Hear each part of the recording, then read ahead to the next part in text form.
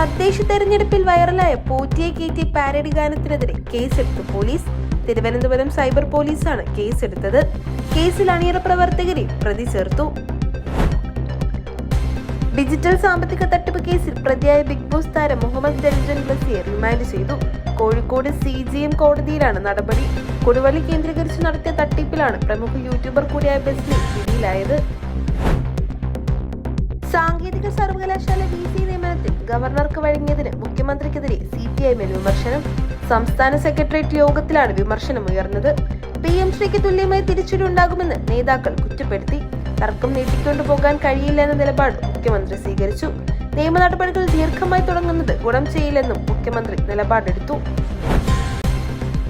ശബരിമല സ്വർണ്ണക്കൊള്ളയിൽ വീണ്ടും അറസ്റ്റ്. മുൻ administrative officer S. ശ്രീകുമാറിനെയാണ് പ്രത്യേക അന്വേഷണ സംഘം അറസ്റ്റ് ചെയ്തത്.